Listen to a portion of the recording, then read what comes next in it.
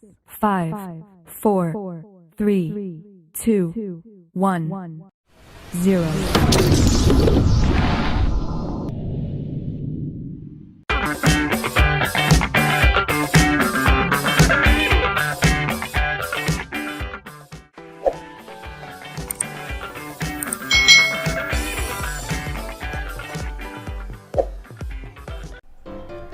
Hai, selamat datang di channel YouTube Kak Citra. Apa kabar adik-adik semuanya? Kak Citra berharap kalian dalam keadaan yang baik, sehat, dan siap untuk belajar ya. Hari ini kita akan belajar bersama-sama untuk mata pelajaran tematik kelas 5. Nah, kita masih belajar di tema 5, ekosistem, subtema 1, komponen ekosistem, pembelajaran yang kelima. Mari adik-adik yang hebat, kita belajar dengan penuh semangat. Adik-adik, hari ini kita akan belajar tentang daur hidup hewan dan tentang lagu yang bertangga nada minor. Adik-adik perhatikan ketiga gambar berikut ini. Pernahkah adik-adik melihat ketiga hewan tersebut? Ada kucing, burung, lalu ini ada ular ya. Nah, di manakah kalian melihatnya?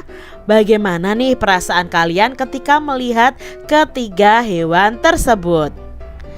Adik-adik, perhatikan bahwa ketiga hewan ini merupakan hewan muda yang baru saja dilahirkan dan menetas. Nah, setiap hewan itu memiliki cara tersendiri dalam proses perkembangbiakannya. Hewan-hewan ini tuh mengalami proses pertumbuhan dan perkembangan yang berbeda satu sama lain. Nah, proses perkembangan dan pertumbuhan ini disebut dengan proses daur hidup atau siklus hidup ya. Itu adalah pertumbuhan dan perkembangan, proses pertumbuhan dan perkembangan yang terjadi pada hewan. Nah, di sini ada bacaan yang berjudul Daur Hidup Hewan. Hewan sebagai salah satu komponen ekosistem ini memerlukan lingkungan yang baik untuk berkembang biak. Nah, perubahan ekosistem itu dapat mempengaruhi perkembangbiakan. Setiap hewan mengalami tahapan perkembangbiakan tersendiri dan khas biasanya. Nah, tahapan pertumbuhan dan perkembangan suatu hewan tadi disebut dengan daur hidup atau siklus hidup. Nah, di dalam daur hidupnya ada hewan yang mengalami perubahan bentuk, ada juga yang tidak. Hewan yang mengalami perubahan bentuk pada tahap tumbuh kembangnya itu disebut dengan metamorfosis.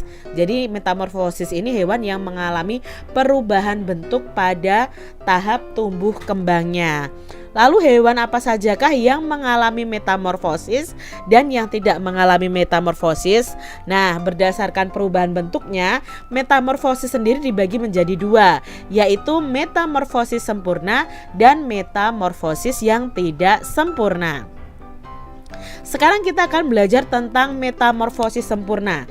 Nah, metamorfosis sempurna ini terjadi ketika hewan itu mengalami perubahan bentuk yang sangat berbeda pada setiap perkembangannya. Contoh hewan yang mengalami metamorfosis sempurna adalah katak dan kupu-kupu. Adik-adik tahu ya, kupu-kupu itu berkembang biak dengan cara bertelur. Ini ya, telurnya ada di daun ini ya. Kemudian telur ini akan menetas menjadi ulat atau larva yang aktif mencari makanan. Nah, setelah mendapatkan cukup makanan, ulat ini akan berubah menjadi pupa ya, seperti ini. Nah, ulat ini akan berubah menjadi pupa atau kita kenal dengan kepompong ya. Kepompong ya, yang tidak bergerak dan melekat pada bagian pohon. Nah, pupa ini merupakan masa istirahat sebagai persiapan menjadi kupu-kupu muda, lalu baru bisa menjadi kupu-kupu dewasa. Nah, ini adalah metamorfosis sempurna yang terjadi ketika hewan ini mengalami perubahan bentuk yang berbeda setiap tahapnya. Tadi kan dari telur ya. Telur berbeda dengan ulat waktu larva ya. Larva berbeda ketika menjadi kepompong. Kepompong juga berbeda ketika sudah menjadi kupu-kupu. Nah, sekarang kita belajar metamorfosis tidak sempurna. Metamorfosis tidak sempurna itu terjadi pada hewan yang mengalami perubahan bentuk yang tidak terlalu berbeda pada setiap perkembangannya. Nah, hewan kelompok ini itu tidak mengalami fase larva dan pupa, berbeda dengan kupu-kupu tadi. Contoh hewan yang mengalami metamorfosis tidak sempurna adalah kecoa nih adik-adik ya. Nah, kecoa ini berkembang biak dengan bertelur. Ini telurnya ya. Lalu telur itu menetas berubah menjadi kecoa muda atau disebut dengan nimfa. Nah, nimfa nanti akan mengalami pergantian kulit sebelum menjadi kecoa dewasa. Nah, pergantian kulit ini disebut dengan ekdisis. Nah, ini adalah contoh metamorfosis tidak sempurna. Selain serangga dan katak, hewan lain mengalami daur hidup tanpa metamorfosis atau tanpa mengalami perubahan bentuk. Contoh jenis hewan yang tidak mengalami metamorfosis adalah ikan dan kadal. Nah, ikan ini hidup di air dan berkembang biak dengan bertelur. Telur ikan menetas lalu menjadi ikan muda, kemudian menjadi ikan dewasa. Nah, bentuk ikan muda dan ikan dewasa tidak banyak mengalami perubahan. Makanya ikan ini termasuk hewan yang daur hidupnya itu tanpa metamorfosis.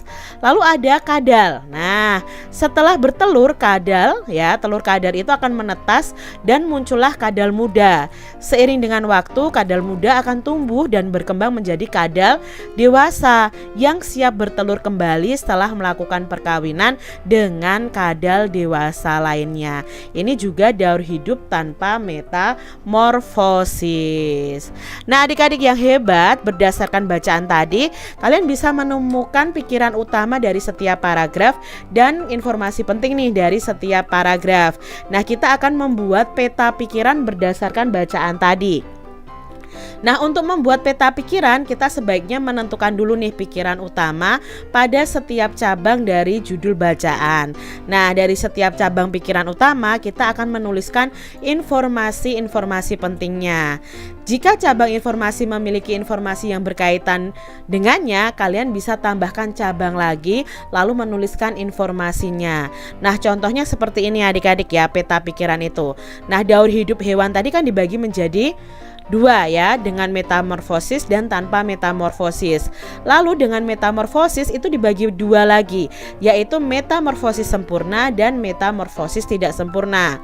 Metamorfosis sempurna contohnya adalah kupu-kupu. Metamorfosis tidak sempurna contohnya adalah kecoa. Lalu hewan yang tanpa metamorfosis contohnya adalah ikan dan kadal. Nah, ini adalah daur hidup hewan. Kalian bisa kembangkan lagi dengan menambahkan cabang seperti ini jika ada informasi.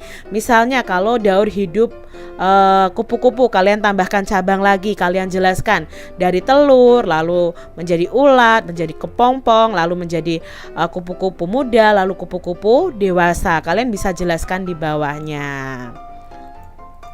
Adik-adik yang hebat, hewan itu memiliki daur hidup yang berbeda-beda.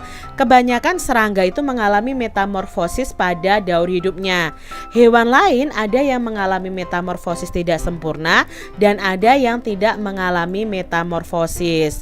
Nah, bersama dengan kelompok kalian bisa membuat diagram daur hidup hewan secara lebih detail dalam bentuk poster nih. Jadi kalian bisa membuat poster. Ini adalah langkah-langkahnya ya. Kalian membuat diagram yang memperlihatkan daur hidup 3 jenis hewan. Nah, 3 jenis hewan ini harus berbeda.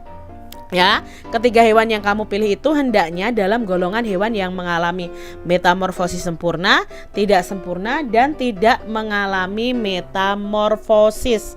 Ya, lalu kalian bisa mencari informasinya dari berbagai sumber, dari internet bisa, dari buku bisa, dari koran juga bisa. Nah, kalian bisa menggambar daur hidup hewan pilihan kalian dengan memperhatikan urutannya. Kalian harus gambar sejelas mungkin ya. Lalu berikan label atau keterangan di setiap gambar kalian. Nah, tuliskan nih fakta menarik tentang daur hidup hewan tersebut. Lalu kalian bisa presentasikan di depan teman-teman kalian. Contohnya misalnya seperti ini posternya ya. Ini adalah daur hidup hewan Yang pertama ada daur hidup katak, daur hidup belalang, dan daur hidup kucing. Nah, ini adalah daur hidup katak ya, dari telur menjadi berudu, lalu menjadi berudu yang mempunyai 2 kaki, berudu 4 kaki, lalu menjadi katak muda dan menjadi dewasa. Nah, ini adalah daur hidup dari katak ya. Lalu kalian bisa tuliskan informasi pentingnya apa? Misalnya, kecebong sama sekali tidak mirip dengan kata atau kodok. Nah, mereka terlihat lebih mirip ikan dalam hal bentuk tubuh. Mereka ya, si berudu ini ekornya panjang mirip dengan sirip ikan. Lalu daur hidup belalang. Nah, itu berasal dari telur, lalu menjadi nimfa, menjadi belalang muda, lalu menjadi belalang dewasa. Nah, belalang ini menjadi musuh para petani karena merusak daun-daun tanaman milik petani, sehingga belalang ini termasuk hama. Nah, ini bisa kalian tambahkan nih informasi penting lainnya tentang belalang. Lalu daur hidup kucing ya. Nah, ini dari anak kucing, lalu kucing muda menjadi kucing dewasa. Nah, informasi pentingnya apa? Misalnya, mata kucing akan terlihat menyala saat berada di tempat gelap, dan kucing itu selalu dalam posisi berdiri ketika jatuh karena memiliki keseimbangan. Nah, adik-adik yang hebat, mengenal daur hidup hewan itu akan membantu kalian mengetahui tahapan tumbuh kembang hewan tersebut. Nah, dengan demikian kita juga akan mengetahui nih kebutuhan hewan terhadap saling kebergantungannya dengan komponen lain di dalam ekosistem. Nah, dengan informasi yang kalian dapatkan tadi ya, kalian bisa tuliskan lebih dalam nih tentang daur hidup hewan. Lalu pilih salah satu hewan yang paling kalian suka, terutama hewan yang mengalami metamorfosis. Nah, kalian bisa membuat tulisan tentang hewan tersebut, paling sedikit 3 paragraf. Misalnya nih, kalau kalian tertarik dengan nyamuk, kalian bisa membuat informasi mengenai daur hidup nyamuk. Ya, kalian cari informasi melalui internet. Misalnya nih, nyamuk merupakan hewan yang termasuk ke dalam golongan serangga. Nah, hewan ini dikenal suka menghisap darah, baik darah manusia maupun darah hewan. Saat ini terdapat lebih dari 2.700 spesies nyamuk di dunia. Hewan ini memiliki ciri khas berupa mulut yang menyerupai jarum yang mampu menembus kulit. Nah, ini adalah daur hidup nyamuk ya, dari telur lalu menjadi jentik-jentik nyamuk, menjadi pupa, lalu menjadi nyamuk dewasa. Nyamuk terkenal sebagai hewan parasit yang merugikan manusia loh adik-adik. Efek ringan akibat gigitan nyamuk adalah rasa gatal. Nah, rasa gatal ini dapat hilang setelah beberapa saat. Namun, jenis nyamuk Aedes aegypti itu mampu membunuh manusia dewasa karena ketika mereka menghisap darah, mereka itu juga menyebarkan virus yang dapat menyebabkan penyakit demam berdarah ini. Nah, ini adik-adik ya, mereka itu selain menghisap darah ternyata juga menyebarkan virus nih. Nah, ini ya yang biru ini ya. Nyamuk berkembang biak dengan bertelur. Nah, nyamuk ini biasanya bertelur tempatnya itu di air. Nah, dalam daur hidupnya, telur nyamuk yang menetas akan berubah menjadi jentik-jentik. Kemudian jentik-jentik ini akan berubah menjadi pupa, dan setelah itu pupa akan berkembang biak menjadi nyamuk yang lengkap dengan sayap. Makanya adik-adik kalian harus cek ya tempat penampungan air kalian, apakah ada jentik-jentik nyamuknya. Kalau ada jentik nyamuknya, kalian harus cepat kuras tuh air yang kalian miliki. Nah, adik-adik yang hebat, sekarang kita masuk kepada SBDP nih ya, tentang menyanyi. Nah, pada saat hendak menyanyikan lagu dan mengiringi sebuah lagu, sebaiknya kita itu mengetahui tangga nada yang digunakan pada lagu tersebut. Tangga nada ini berhubungan erat dengan karakter lagu. Tangga nada mayor ya melukiskan karakter dan sifat lagu yang penuh keyakinan, optimis, mantap, riang, gembira, ceria, bangga, dan menyenangkan. Sementara untuk tangga nada minor itu melukiskan karakter yang pesimis, penuh keraguan, lagunya itu sedih, sendu, mudah terharu, kecewa, lalu ada mungkin kegagalan dan melankolis. Nah, dalam satu lagu dapat juga digunakan dua tangga nada. Nah, ingat ya, tangga nada itu adalah urutan nada yang disusun secara berjenjang. Disebut tangga nada apabila sebuah tangga nada itu terdiri 8 tingkatan dengan urutan dari tingkat pertama sampai ke 8. Nah, tangga nada itu dibagi menjadi 2 ya. Ini sudah kita pelajari di tema-tema sebelumnya, yaitu tangga nada mayor dan tangga nada minor. Tangga nada mayor, nah ini berjarak atau intervalnya 1, 1 setengah, 1, 1, 1 setengah. Lalu untuk tangga nada minor, jarak tangga nadanya atau intervalnya adalah 1 setengah, 1, 1, 1 setengah, 1, 1. Lalu adapun urutan nada pada tangga nada mayor itu biasanya diawali dengan nada la dan diakhiri dengan nada la di oktav atasnya. Lalu yang tangga nada minor itu biasanya diakhiri dengan nada la, tetapi ada juga yang diakhiri dengan nada mi. Ya, itu tangga nadanya. Nah, salah satu lagu yang dimainkan di tangga nada minor adalah lagu Syukur ciptaan H. Muntahar dan Terima Kasihku ciptaan Sri Widodo. Nah, ini adalah contoh lagunya adik-adik ya. Ini lagu yang bertangga nada minor. Adik-adik, coba nih dari informasi yang kita pelajari tadi, carilah perbedaan dan persamaan antara daur hidup hewan yang mengalami metamorfosis dan yang tidak mengalami metamorfosis. Nah, perbedaannya, hewan itu yang mengalami metamorfosis itu mengalami perubahan bentuk ya. Sedangkan hewan tanpa metamorfosis itu tidak mengalami perubahan bentuk. Nah, persamaannya apa? Semuanya itu sama-sama mengalami pertumbuhan ukuran, semuanya mengalami perkembangan dan semuanya mengalami pertambahan usia. Itu tadi ya perbedaan dan persamaan dari daur hidup hewan yang mengalami metamorfosis dan yang tidak mengalami metamorfosis. Nah, coba adik-adik jelaskan dan gambarkan daur hidup dari hewan berikut ini. Ada siput, katak, dan kucing. Nah, daur hidup siput. Siput dapat ditemukan pada berbagai lingkungan yang berbeda, dari parit hingga gurun, bahkan hingga laut yang sangat dalam. Nah, sebagian besar spesies siput itu adalah hewan laut. Kebanyakan siput ini merupakan herbivora, walaupun beberapa spesies yang hidup di darat dan laut itu dapat merupakan omnivora, pemakan daging dan pemakan tumbuhan, atau karnivora predator. Nah, beberapa contoh dari siput ini adalah gastropoda atau bekicot ya. Lalu ada siput kebun, siput laut atau siput air tawar juga ada.